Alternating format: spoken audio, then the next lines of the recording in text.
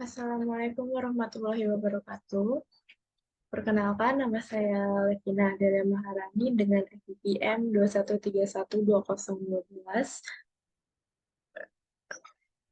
kelas IF21A. Pada kesempatan hari ini, saya akan menjelaskan tentang apa itu NLP pada bab 1 dan codingan pada bab 2 dan bab 3.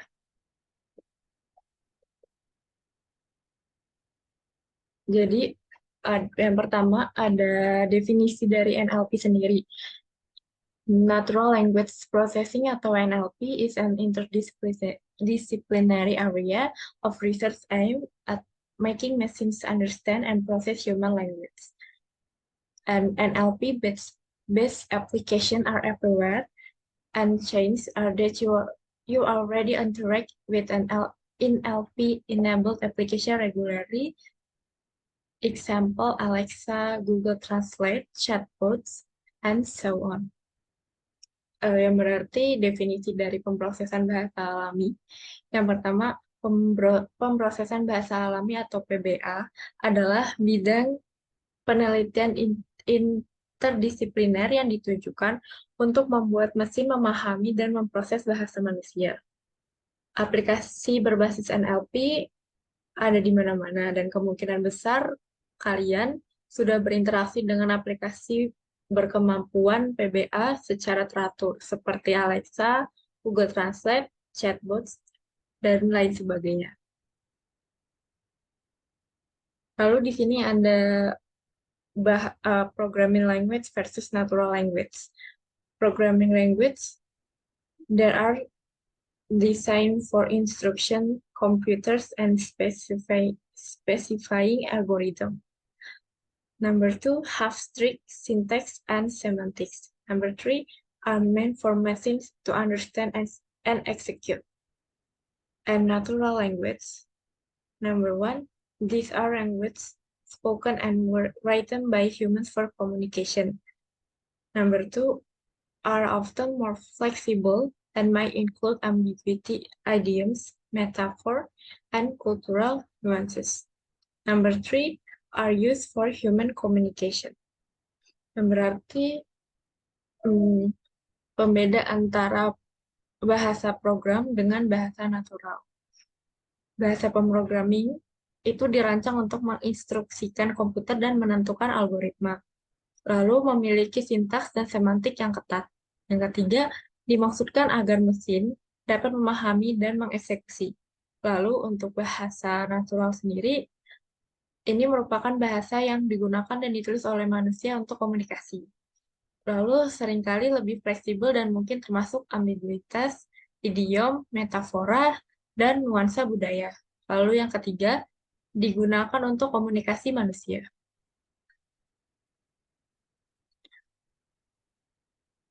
Oke, selanjutnya akan saya tunjukkan tentang program dari bab 2 dan bab 3. Di sini ada pemrograman dari bab 2 sendiri, yaitu NLP using Python. Pada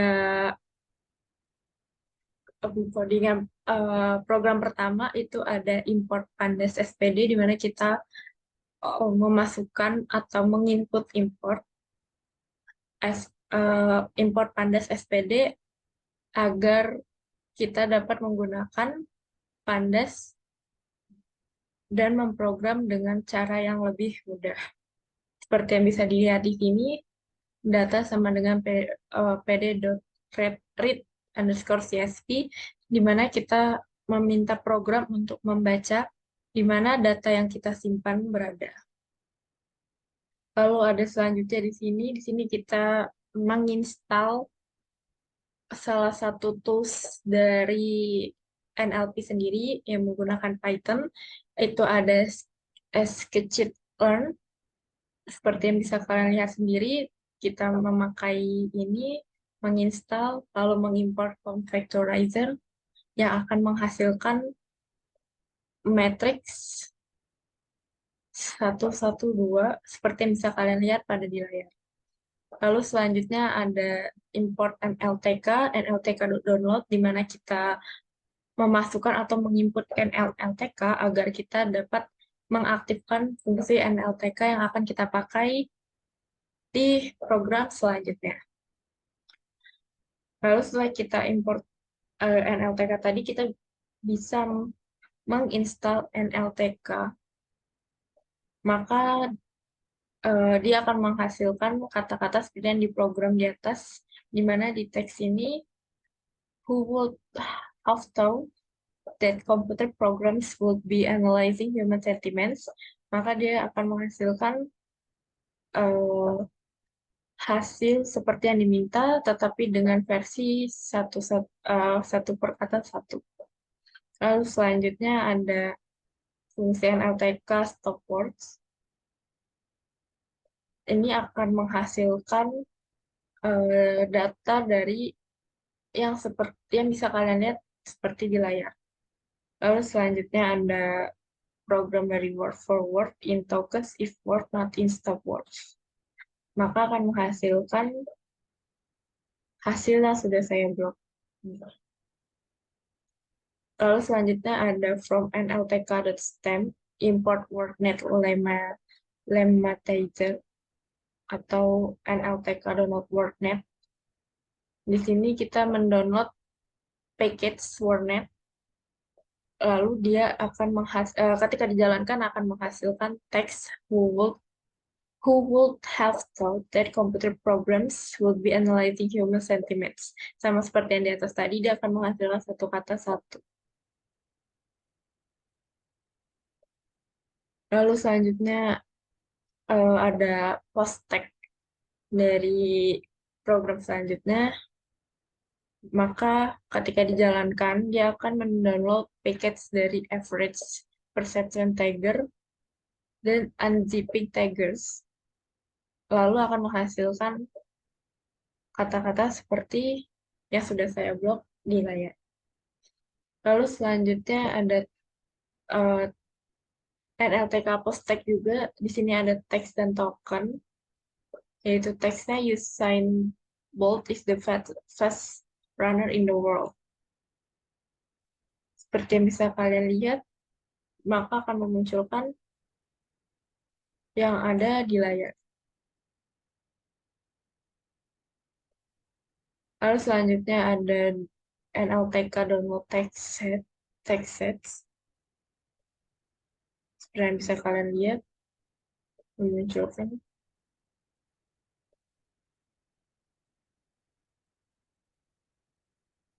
Lalu selanjutnya kita menginstal TextBowl, lalu mengimport TextBowl. Yang ketika dijalankan akan memunculkan hasil sentiment polarity min 1.0, subjectivity min 1.0. Lalu ada masuk ke bagian language. Seperti yang bisa kalian lihat, di sini terjadi kesalahan atau error dikarenakan list tidak terdapat atribut stripnya pada bagian ini. Lalu selanjutnya ada install further sentiment. Di sini kita mengimport atau memasukkan juga sentiment intensity analyzer. Maka hasilnya bisa kalian lihat seperti yang ada pada layar. Lalu menginstal request beautiful soap pandas. Ada mengimport request import pandas SPD juga. Yang ketika dijalankan, maka akan memunculkan requirement already status.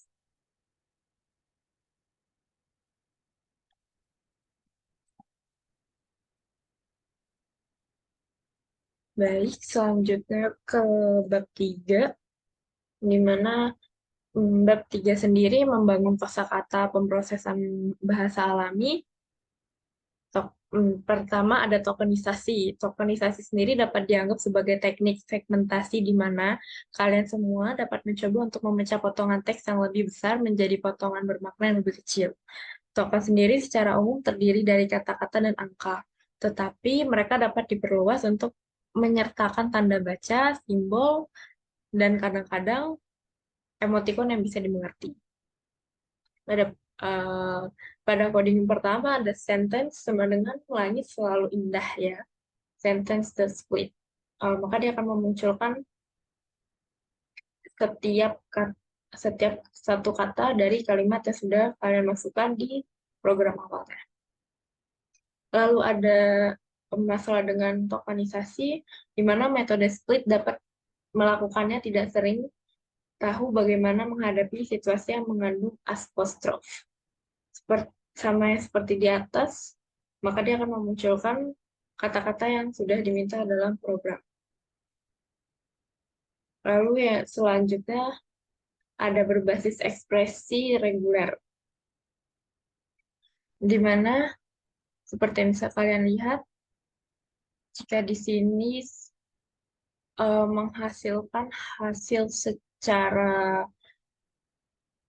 uh, lurus seperti like I'm gonna lose you, lalu di berbasis ekspresi reguler, dia akan menampilkan hasil ke bawah, seperti yang bisa kalian lihat pada layar kalian. Lalu selanjutnya ada tokenizer garis kosong. Seperti yang bisa kalian lihat ketika dijalankan dari perintah di atas ini, maka menghasilkan hasil dari yang terdapat di bawah, seperti kalian bisa lihat sendiri di layar. Lalu ada word font tokenizer. Di sini kita menginputkan NLTK tokenize juga dan import word font tokenize. Sama seperti bagian berbasis ekspresi reguler, di word font sendiri juga akan menjadi berbaris ke bawah sesuai kata-kata yang termasuk dalam kalimat S. Termasuk dalam kalimat ini, maka akan muncul kata-kata kata per kata seperti ini. Lalu ada three bank word tokenizer, di mana from nltk.tokenize, import three bank word tokenize, as I'm going to buy a Rolex watch which doesn't cost more than $3,000. Ini untuk bagian dari three bank word tokenizer sendiri, sama seperti di atasnya, yang membedakan hanya dari tanda petik ini, tetapi hasilnya akan menjadi ke bawah seperti yang di atas saya. Lalu ada tweet tokenizer, seperti yang kalian lihat, sama seperti yang di atasnya. Ketika dijalankan, dia akan mendapatkan hasil kata per kata dari kalimat yang telah kalian masukkan. Ini, maaf, ini dan ini yang membedakan hanya strip handles dan reduce length. Quarter stemming sendiri, seperti yang kalian lihat, ada from NLTK stem the snowball, import snowball stemmer, print snowball stemmer dot language. Yang ketika dijalankan akan menghasilkan Arabic, Danish, Dutch, English, Finnish, French, German, Hungarian, Italian, Norwegian, Portugis, Romanian, Russian, Spanish, dan Swedish. Lalu ada snowball stemmer. Snowball stemmer sendiri merupakan algoritma stemming yang juga dikenal sebagai algoritma stemming Porter 2 karena merupakan versi yang lebih baik dari Porter stemmer karena beberapa masalah telah diperbaiki pada stemmer ini. Maka seperti yang bisa kalian lihat di sini, plurals, ada from NLTK Porter dan importnya. ada stammer, single, dan print. Maka dia akan memunculkan garis kata-kata seperti yang ada dalam plurals, tetapi disambung. Maka pada yang selanjutnya, di stammer 2-nya, karena telah diperbaiki dengan menggunakan snowball stammers, maka akan menghasilkan kata-kata yang telah diminta di plurals pada program pertama, maka akan menghasilkan seperti ini. Di mana kata-kata yang dihasilkan tidak lagi menyambung menjadi satu. Lalu ada WordNet Lemetizer. Di sini ada important LTK, di mana kita mendownload package dari WordNet. Lalu Lematizer sendiri, seperti yang bisa kalian lihat, di sini ada S sama dengan we are putting in effort to enhance our understanding of lemmatization. Di mana ketika dijalankan, dia akan menghasilkan seperti hasil yang bisa kalian lihat di bawah sini. Lalu selanjutnya ada post tagging. Post tagging sendiri merupakan proses pemberian penanda post atau kelas sintaktik pada tiap kata di dalam korpus. Seperti yang bisa kalian lihat setelah kita mendownload package dari average perceptron tagger dan unzipping taggers,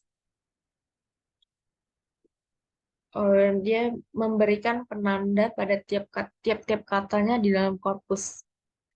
Kata-kata ini diambil dari program sebelumnya. Maka seperti yang dihasilkan PRP, di mana ini adalah penanda postnya.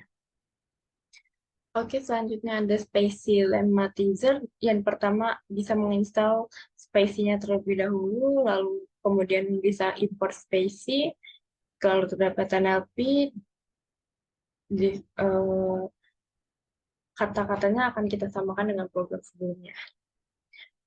Jadi, Spacy sendiri, pencocokan Spacy bekerja dengan atribut dan salah satunya adalah lemma dari kata tersebut.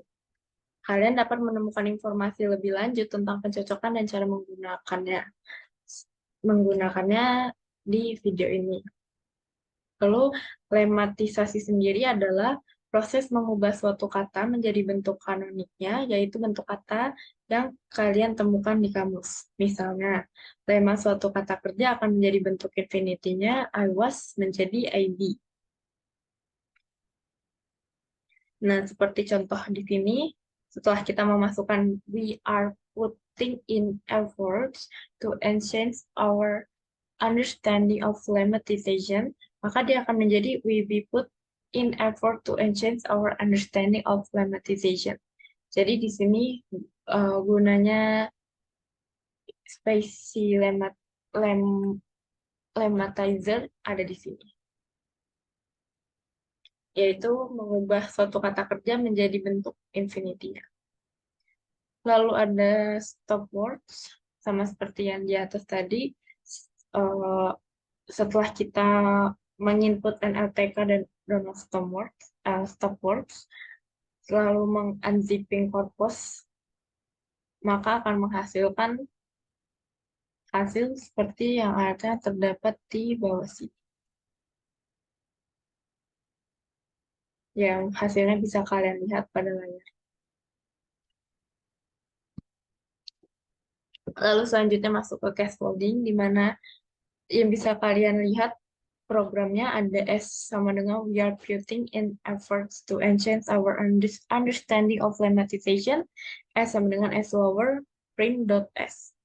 Di mana dia akan ketika dijalankan dia akan menghasilkan we are putting in efforts to enhance our understanding of lemmatization. Case folding sendiri merupakan proses dalam teks preprocessing yang dilakukan untuk menyeragamkan karakter pada data. Jadi sama aja dengan dia mengubah huruf besar menjadi huruf kecil. Nah, seperti we dan lemmatization, maka diubah menjadi huruf W di sini, W-nya kecil, dan L di sini, L-nya kecil. Lalu ada n-grams. N-grams seperti yang bisa kalian lihat di sini ada programnya from NLTK util import n-grams S sama dengan natural language processing is the way to go. Tokens sama dengan s.split, bitgrams sama dengan list n-grams tokens 2 join for token in bitgrams yang akan menghasilkan hasil-hasil seperti di bawah ini. Lalu ada maaf ini sama, hanya beda tokensnya di mana di atas terdapat tokens 2 dan yang di bawahnya tokens 3. N-gram sendiri merupakan barisan dan simbol yang berdekatan dalam urutan tertentu. Lalu selanjutnya ada building a basic vocabulary, di mana di sini S sama dengan language processing is the way to go. Lalu ada token split, sorted tokens, dan vocabulary. Yang ketika dijalankan akan menghasilkan kata-kata seperti di bawah ini, yang bisa kalian lihat di layar. Lalu selanjutnya ada removing HTML tag, yang dimana HTML sendiri, HTML tag di sini ada HTML-nya. Lalu ada from BS4 mengimport beautiful soap. Ada soap ini, maka ketika ini semua atau program ini dijalankan, maka menghasilkan my first heading, my first paragraph, dikarenakan doctype HTML body H1 dan ini telah dihilangkan. Baik, segitu saja yang dapat saya sampaikan. Lebih kurangnya saya memohon maaf. Terima kasih.